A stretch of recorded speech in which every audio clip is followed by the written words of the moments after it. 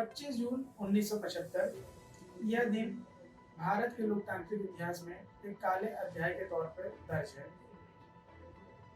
तत्कालीन प्रधानमंत्री इंदिरा गांधी ने 24 जून की रात 12 बजे से संपूर्ण देश में आपातकाल लागू कर दिया। उस समय फखरुद्दीन अली अहमद राष्ट्रपति हुआ करते थे। उन्होंने बिना कैबिनेट की संस्तुति के सिर्फ इंदिरा गांधी के कहने पे आपातकाल के दस्तावेजों पे हस्ताक्षर कर दिया।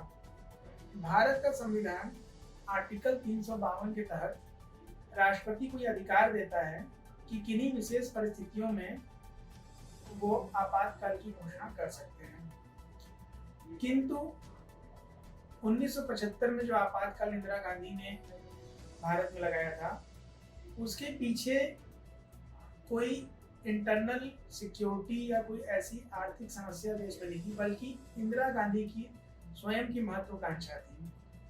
आपातकाल वैसे तो 25 जून 1975 को लगा था, लेकिन इसकी नींव उससे काफी पहले पड़ चुकी थी। बात शुरू होती है 1971 के लोकसभा चुनाव से। 1971 में लोकसभा के चुनाव हुए। इंदिरा गांधी रायबरेली की सीट से चुनाव लड़ रही थी। उनके खिलाफ राजनारायण मेन लीडर थे, जो कि चुनाव में उतरे थे।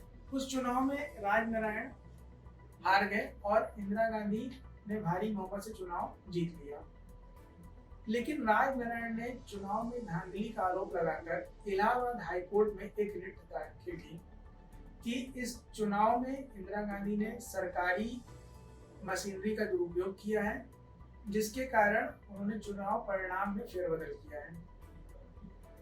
उस पर काफी लंबे वक्त तक सुनवाई हुई और 12 जून 1975 को इलाहाबाद हाईकोर्ट के तत्कालीन न्यायाधीश जगमोहन लाल सिन्हा ने यह फैसला सुनाया कि इंदिरा गांधी ने उस चुनाव में सरकारी मशीनरी का दुरुपयोग किया था और वह चुनाव उन्होंने अवैध घोषित कर दिया।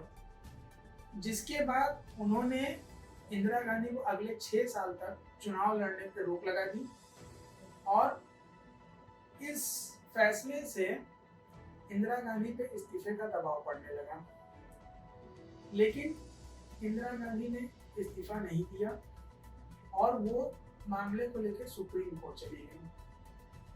सुप्रीम कोर्ट में 24 जून को इस मामले का फैसला आया।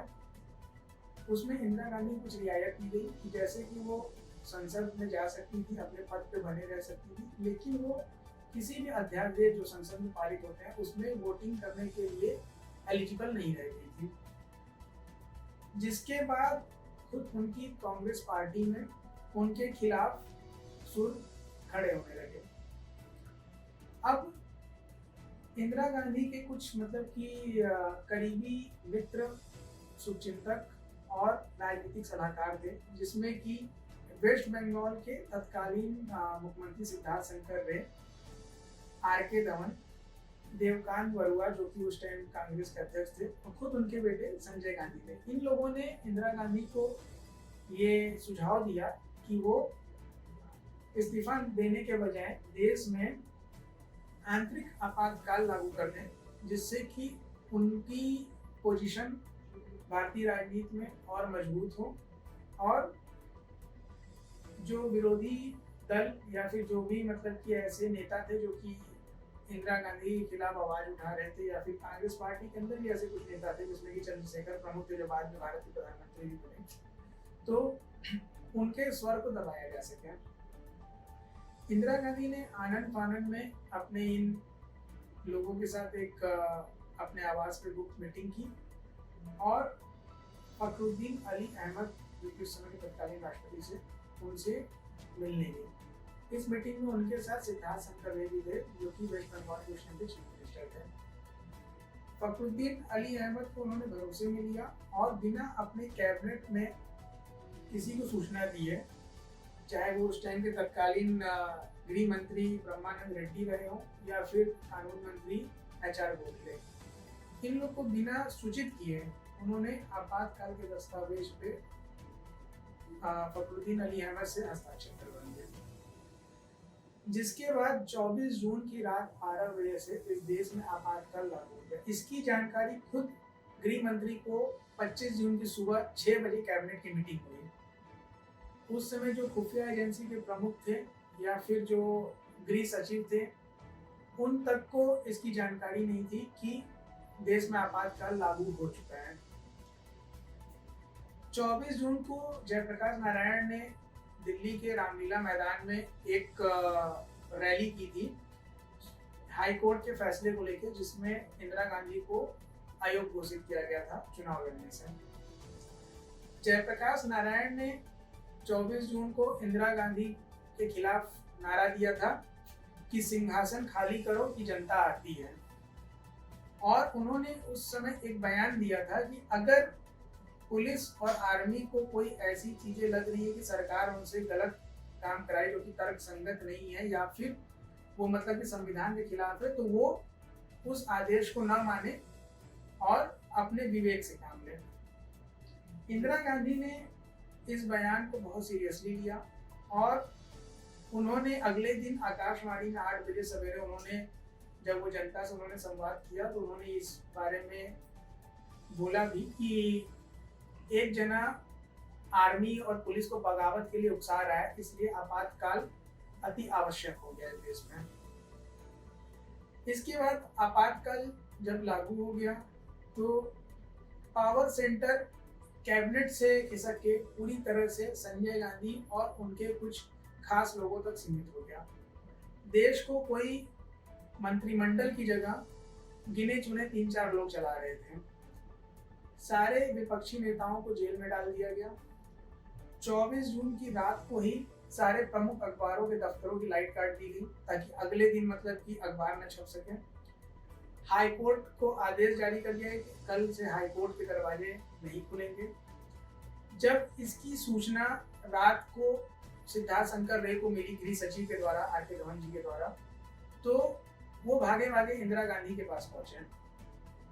इंदिरा गांधी से जब उन्होंने इस बारे में पूछा तो इंदिरा गांधी ने अनभिज्ञता जताई, कही कि हमने ऐसा कोई आदेश नहीं दिया है। फिर उन्होंने फिर भी सिद्धार्थ शंकर रे होगा कि आप कुछ देर वेट करिए, हम इस बारे में पता करते हैं। वो कुछ समय के लिए अपने आवास में अंदर गई और जब वो बाहर आई तो उनकी आंखें लाल थी और रुआसी सी थी और उन्होंने बोला कि किसी भी अखबार के दफ्तर की लाइट नहीं काटी जाएगी और ना ही कल हाई कोर्ट भी खुलेंगे।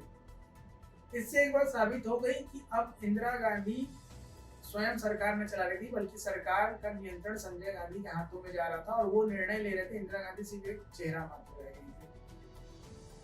अगले दिन हाई कोर्ट तो खुले, लेकिन चूंकि काफी लेट तक अखबार के दफ्तरों की लाइट गायब थी तो कई अखबार छप ही नहीं पाए। इक्का दुक्का अखबार है और उनको भी कोई जानकारी नहीं थी कि मतलब इमरजेंसी लग चुकी है क्या है, तो वो एक नॉर्मल जैसे उनकी खबरें थी वैसी रही।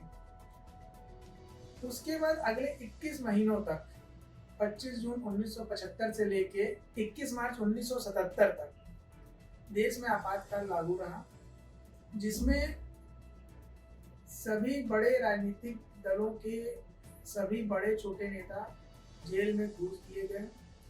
एक बहुत ही असंवैधानिक कानून उस समय बनाया गया जिसको मीसा कहा जाता है। उस कानून के तहत किसी की गिरफ्तारी अगर होती थी तो उसको जमानत का भी अधिकार नहीं था और वो 2 साल 1.5 साल तक जेल में ही पड़े पड़े वो लोग सहते रहे। मीडिया हाउसों पे कड़ा प्रतिबंध था, वो अपने मन से कोई खबर नहीं छाप सकते थे। कोई भी खबर छपने के पहले सरकार द्वारा उसकी मॉनिटरिंग की जाती थी और सरकार जैसा चाहती थी वैसे ही छपते थे। जो इस आदेश की अवहेलना करता था उनको भी जेल में डाल दिया जाता था। पुलिस निरंकुश हो चुकी थी, जिसको जहां जब मन होता था उठा लेती थी और जेल में ठूस देती थी। जनता पर अत्याचार बढ़ता गया। फिर भी शुरुआती दिनों में जनता ने इंदिरा गांधी का समर्थन किया क्योंकि उनकी 1971 की भारत पाकिस्तान युद्ध की छवि इसमें उनका सपोर्ट की। और उसके बाद धीरे धीरे जब संजय गांधी ने एक नसबंदी अभियान चलाया भारत में, तो जनता भी इंदिरा गांधी के पूरी तरह से खिलाफ हो गई। संजय गांधी ने क्या किया कि उन्होंने चाहे युवा हो चाहे बुजुर्ग हो, जो जहां मिलता था एक उन्होंने एक ऐसा आदेश जारी किया कि उसकी पॉपुलेशन कंट्रोल के नसबंदी करा दी जाए। तो जवान लड़कों को जिनकी मतलब शादी नहीं थी उनकी पकड़ पकड़ के पुलिस ने नसबंदी करनी शुरू कर दी, जिसके कारण जनता में आक्रोश भड़क उठा और जनता सड़कों पर उतर गई। उस समय बहुत से ऐसे स्टूडेंट लीडर थे जो कि बाद में चलते भारत की राजनीति में बहुत अहम स्थान होना चाहिए, जैसे कि मुलायम सिंह यादव, लालू प्रसाद यादव, नीतीश कुमार। इन लोगों ने कमान संभाली और ये जनता के सामने एक युवा नेता के तौर पे हो गए। इसी तरह से घटनाक्रम 21 महीनों तक चलता रहा। 1977 में इंदिरा गांधी को उनके शुभचिंतकों ने और खुफिया एजेंसियों ने ये सूचना दी और ये सजेशन दिया कि अगर आप अभी चुनाव में जाती हैं तो आपकी पूर्ण बहुमत फिर से सरकार आ जाएगी और आप अपने हिसाब से सारी चीजें आगे कर सकती हैं। इंदिरा गांधी ने उनकी बातों पर यकीन करते हुए 21 मार्च 1977 को अचानक इमरजेंसी हटा ली और भारत में आम चुनावों की घोषणा कर दी। लेकिन इंदिरा गांधी का ये दाव उल्टा पड़ा और उस चुनाव में कांग्रेस पार्टी की बुरी तरह हार हुई और मोरारजी देसाई के नेतृत्व में जनता पार्टी ने केंद्र में सरकार स्थापित की, जिसके बाद अगले 3 साल तक इंदिरा गांधी को कई मुकदमों को झेलना पड़ा। उनको कुछ दिन जेल की भी हवा खानी पड़ी।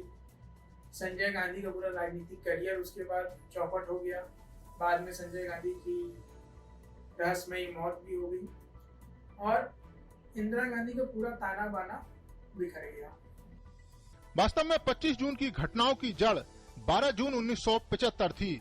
उस दिन सुबह सुबह ये खबर आई कि अदालत ने फैसला सुनाया है कि इंदिरा गांधी ने 1971 में रायबरेली चुनाव जीतने के लिए सरकारी मशीनरी का गलत इस्तेमाल किया था और इस कारण न्यायालय ने उनका चुनाव रद्द कर दिया और उन्हें 6 साल के लिए चुनाव लड़ने के लिए अयोग्य भी घोषित कर दिया। अदालत का यही फैसला आपातकाल लागू करने का मुख्य कारण बना, लेकिन सरकार ने सुरक्षा, पाकिस्तान के साथ युद्ध, सूखा, 1973 के तेल संकट का हवाला देते हुए इन्हें राष्ट्रीय सुरक्षा के लिए खतरा बताया। सरकार ने दावा किया कि हड़तालों और विरोध प्रदर्शनों के कारण देश की गति रुक रही है। सरकार ने आंतरिक अस्थिरता का हवाला देते हुए कहा कि इससे देश की सुरक्षा को खतरा है। वहीं आज भी लोगों को याद है कि इस दौरान जबरन नसबंदी की गई, राजनीतिक गिरफ्तारियां हुई और बड़े पैमाने पर झुग्गी झोंपड़ियों का सफाया किया गया। जयप्रकाश नारायण, चंद्रशेखर, मोरारजी देसाई, अटल बिहारी वाजपेयी, लाल कृष्ण आडवाणी जैसे धुरंधर नेताओं को बिना किसी कारण जेल में डाल दिया गया। लाल कृष्ण आडवाणी ने इसे नाजी शासन का एक रूप बताया और इंदिरा गांधी के कदम की तुलना हिटलर से की। आपातकाल से पहले देश एक बदलाव के दौर से गुजर रहा था। 5 जून 1975 को बिहार में अपने प्रसिद्ध भाषण में जयप्रकाश ने कहा कि भ्रष्टाचार मिटाना, बेरोजगारी दूर करना, शिक्षा में क्रांति लाना ऐसी चीजें हैं जो आज की व्यवस्था से पूरी नहीं हो सकती। लेकिन कुछ समय बाद ही इंदिरा गांधी ने राष्ट्रीय आपातकाल की घोषणा कर दी। जेपी के नाम से मशहूर जयप्रकाश नारायण घर घर क्रांति के पर्याय बन गए। उस समय राष्ट्र कवि रामधारी सिंह दिनकर ने कहा था कि सिंहासन खाली करो कि जनता आती है।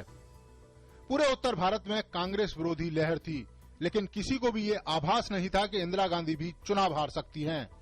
लेकिन जब नतीजे आए तो आधी रात को आकाशवाणी से घोषणा हुई कि रायबरेली लोकसभा सीट पर प्रधानमंत्री इंदिरा गांधी अपने प्रतिद्वंदी जनता पार्टी के राजनारायण से करीब 55,000 मतों से चुनाव हार गयीं, तो पूरा देश स्तब्ध रह गया।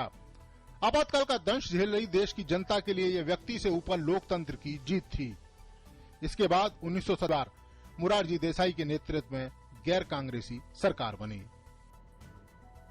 इस इमरजेंसी की घटना से, जो कि आज से 45 साल पहले देश में हुई, एक चीज ये साबित होती है कि एक मजबूत विपक्ष की हर समय भारत की राजनीति में आवश्यकता है। वर्तमान समय में क्या हो रहा है, अभी भारतीय जनता पार्टी और नरेंद्र मोदी के खिलाफ कोई भी विपक्षी दल बोलने की हिम्मत नहीं जुटा पा रहा है और उनकी किसी भी नीति का मजबूती से कोई विरोध नहीं कर पा रहा है। हाल फिलहाल में जैसे पेट्रोल और डीजल के दामों को अगर देखा जाए तो वो लगातार बढ़ रहे हैं और ऑलमोस्ट सेम हो गए, 78 रुपये 79 रुपये के आसपास उनका रेट हो चुका है, जबकि अंतर्राष्ट्रीय बाजार में अभी भी क्रूड ऑयल की कीमत काफी कम है। यही घटना अगर हो सकता है कि कांग्रेस पार्टी के समय होती तो भाजपा अभी तक सड़कों पे बवाल काट रही होती। लेकिन अभी हमारा विपक्ष इतना कमजोर हो चुका है तो किसी भी प्रकार से सरकार को घेरने में असफल सिद्ध हो रहे हैं। ये कहीं ना कहीं एक स्वस्थ लोकतंत्र के लिए घातक है और आपातकाल से सबक लेते हुए, जो कि 1975 में आज से ठीक 45 साल पहले देश को झेलना पड़ा था, भारत की जनता को और भारत के विपक्षी दलों को इस पे विशेष ध्यान देने की जरूरत है कि विपक्ष को भी वो उतना ही मजबूती प्रदान करें जितना कि वो सत्ता पक्ष को लेकर करते हैं। नहीं तो वह दिन दूर नहीं कि भारत में फिर से आपातकाल या फिर तानाशाही युग की शुरुआत हो सकती है।